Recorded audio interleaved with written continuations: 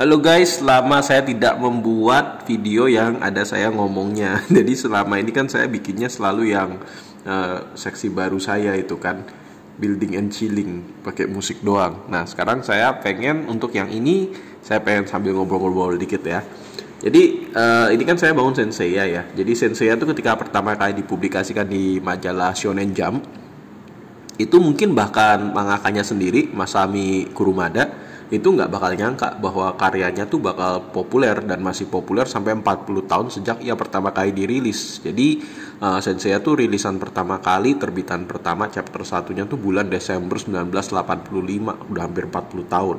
Jadi iya, nggak disangka-sangka kan kalau usianya Senseiya ini udah 40 tahun. Nggak banyak tuh manga yang usianya udah 40 tahun tuh masih bisa mempertahankan popularitasnya kayak Senseiya.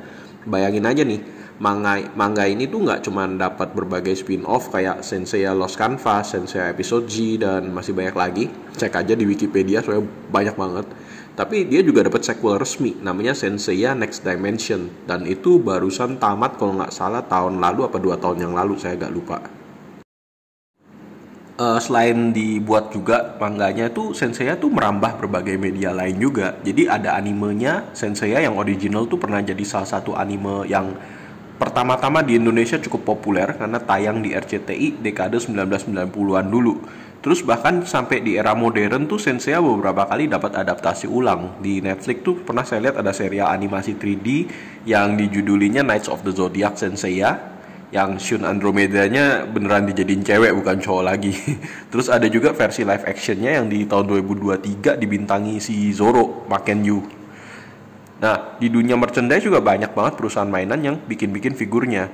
Salah satu lini mainan yang tengah naik daun tuh ya, yang sekarang di Asia tuh kan lagi naik daun tuh Blockkiss sama Pop Mart kan ya. Dan mereka berdua itu ada rilis lini Senseiya. Bayangin tuh, Blockkiss sama Pop Mart yang biasanya gandeng IP-IP gede macam Transformers lah, One Piece, Ultraman, Disney, itu menganggap Senseiya itu termasuk layak jadi IP premium yang diajak kolaborasi sama mereka. Nah, cuma di video ini saya nggak mau bahas soal mereka. Saya mau bahas soal perusahaan Brick Toys yang terlebih dahulu berkolaborasi dengan Senseiya sebelum perusahaan-perusahaan lain itu kerjasama dengan Senseiya. I'm talking of course about Fantasi. Nah, walaupun Fantasi kan termasuk perusahaan Brick Toys yang baru ya, baru sekitar 5-6 tahun terakhir mereka ada ya. Tapi mereka tuh udah cukup banyak mengalami perubahan dalam lini produk mereka. Kalau kalian lihat nih dengan produk-produknya Fantasi yang 2024-2025, kalian bakalan lihat kalau mereka tuh punya gabungan produk antara lini ciptaan orisinil mereka sendiri dengan build-build yang lebih kompleks, digabungin dengan lini IP yang lebih mainstream macam Moomin lah, Garfield, dan lain sebagainya. Tapi itu ada era di awal-awal berdirinya Fantasi itu, kalau pas itu tuh mereka tuh lebih berani untuk ngambil IP-IP yang lebih kecil, yang lebih niche seperti yang Popeye yang pernah saya review, dan mereka juga pernah kerjasama sama SNK kan membuat setnya Metal Slug, dan ya salah satunya yang lain lagi ya set Fantasinya Senseiya ini. Nah, jadi untuk lininya Senseiya ini sebenarnya mereka tuh merilis ada 3 varian produk utama. Yang pertama itu set-set yang dibikin macam brick heads-nya Lego, dan yang dirilis tuh karakter-karakter Gold Saint yang ada di story arc-nya Gemaini Saga. Kemudian yang kedua itu bisa dibilang set terbesarnya Fantasi untuk lini ini itu Gold Cloth Sagittarius Seiya. Jadi buat para fans Seiya harusnya tahu ya kalau nanti kan Seiya tuh bakalan lulus dari pakai kostum Pegasus sebagai Bronze Knight, nanti terus dia jadi pewaris dari jubah emasnya Sagittarius. Nah, yang terakhir tuh yang set ketiga, nah yang saya bangun ini nih. Set ini jadi pilihan saya karena menurut saya itu ini jubahnya Seiya yang paling ikonik sama Seiya itu sendiri, yaitu jubah Pegasusnya dia. Tetapi secara ukuran dia justru lebih kecil daripada Seiya yang Gold Cloth Sagittariusnya itu. Nah, mengingat ini tuh merupakan salah satu produk yang dirilis di masa awalnya Fantasi, jadi tuh kualitas build-nya dia tuh tidak sekompleks dan sebagus set-setnya yang dirilis belakangan seperti sekarang.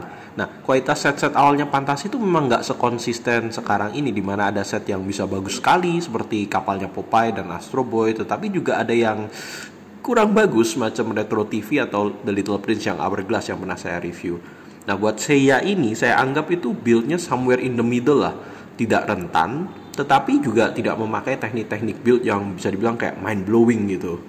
Hmm, akan tapi itu bukan berarti saya bilang ini produknya buruk ya, karena menurut saya tuh sejak awal aja itu Fantasi udah konsisten untuk tidak memakai stiker dalam produk-produknya mereka.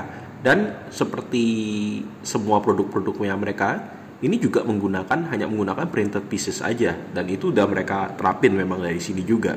Nah, bahkan untuk bonusnya mereka juga mengikutkan ukiran dari akrilik yang diprint untuk menjadi background Pegasusnya Seiya ketika nanti udah selesai dibangun terus di display. Nah, itu saya sangat menghargai effortnya mereka itu. Dan setahu saya kayaknya ukiran akrilik ini cuma dipakai di sini, karena di berbagai set Fantasi lain yang pernah saya beli dan saya bangun itu nggak pernah ada lagi itu. Nah, gimana untuk buildnya sendiri? Ya, saya merasa tuh ini hasil jadinya tuh cocok untuk kalian jadikan display di meja atau bahkan untuk di lemari kamu. Walaupun untuk lemari ya ukurannya agak kecil sih, jadi kayak nanggung gitu kalau di dalam lemari. Ini lebih cocok untuk dijadikan display di meja kalian aja. Atau kalau misalnya jadi dimasukin di lemari pun, ini bukan untuk centerpiece-nya. Mungkin buat melengkapi kalau kalian punya merchandise-nya Sensei yang lain. Nah, strukturnya sendiri itu cukup kokoh buat jadi display, dan bahkan posenya tuh cukup dinamis lah untuk dipasang dengan berbagai gaya gitu, diposekan berbagai gaya itu bisa.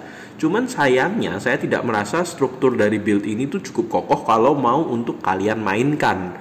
Alih-alih bisa dimainkan, justru nanti kayak beberapa partnya di jarinya atau di lengannya nanti malah lepas dan kocar kacir. Saya juga nggak sepenuhnya nyalain Fantasi sih, karena dari dasarnya tuh build dari set ini tuh memang diperuntukkan buat display gitu. Jadi kalau menurut saya apa ini setnya layak dikoleksi? Ya ini tergantung, kembali lagi kepada kalian. Karena ini produk itu udah di retire sama Fantasi dalam waktu yang cukup lama.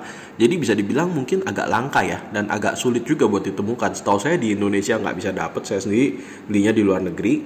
Nah, kalau kalian masih bisa dapat dengan harga pasar yang wajar, berarti maksud saya wajar itu untuk set seperti ini tuh harganya tuh harusnya 500.000 ke bawah. Jadi ya nggak ada salahnya sih untuk nambahin set ini dalam koleksi kalian, terutama kalau kalian penggemarnya Senseiya. Lah kalau kalian bukan non fansnya Senseiya sih, saya rasa ya aman-aman aja untuk skip set ini, karena ya memang nggak ada keunikan sih dalam proses buildnya. Jadi kalian buildnya ya lancar-lancar aja, tapi ya setelah selesai ya nggak ada momen-momen stand out yang bikin ih gila ya pada saat bangun ini tuh bagian ini nih keren nih bikinnya nih gitu, nggak ada. Jadi ya bangun plak selesai, ya udah buat diposein display selesai, that's it. Ya memang bukan set besar juga sih ya. So that's all I guess untuk review pendek kali ini. Saya mungkin bisa mereview lebih banyak lagi ke depannya, semoga.